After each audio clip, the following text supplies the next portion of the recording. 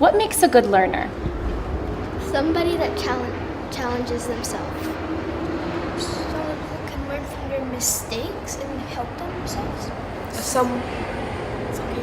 Someone who is like when you're confused with something, when they're having trouble and they go to ask a teacher or anyone for help, that's like someone who wants to like learn and know their mistake. You're always asking questions so that you understand something better. You apply the feedback and you like think about the feedback and apply it for your next writing. So then, how does that help feedback from your classmates help you to grow as learners? Okay, so Karen. So next time you don't make the same exact mistake again. So you don't make the same mistake again. Does anyone want to add on to that? How has feedback helped you?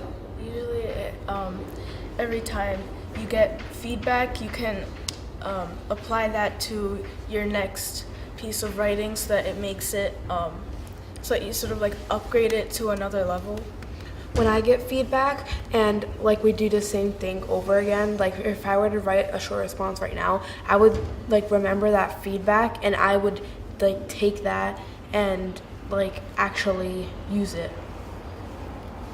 So any feedback that I would get, like from the conversation, and if I was just writing a short response, so like as if what Lillian said, I would just use that feedback and then I would try to make my short response like a little better. Okay, so how does the success criteria help you to be an independent learner? How does the success criteria help us as learners? Fine. It helps me know what I should do. So then if I did a short response and it doesn't follow the success criteria, I could improve it so it could be better. So it gives you an outline. Okay, just join in.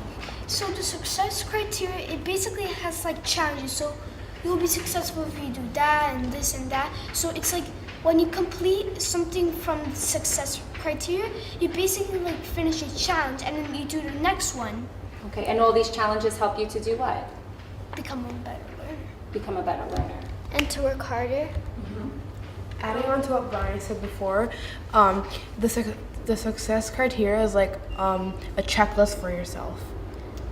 It also gives you like a few goals that you can work on. So if it says to like find correct details, then that would be a goal.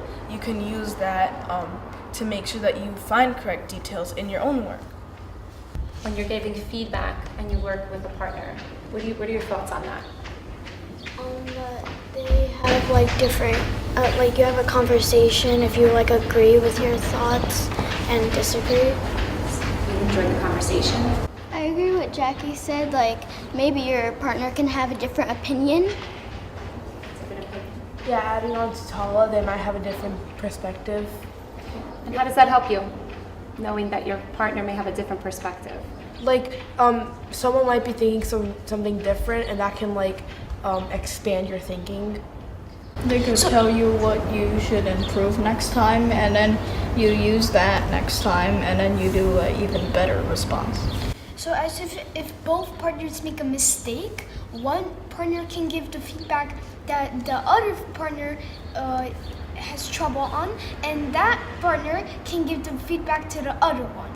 So it's like helping each other. So you use your strengths to help each other become even better at writing and reading. So usually like partners, they help you understand something better, and also it is better to have a partner than work alone, because when you're working alone, sometimes you won't find a mistake that you made. But when you have a partner, they might catch a mistake that you have made in your work.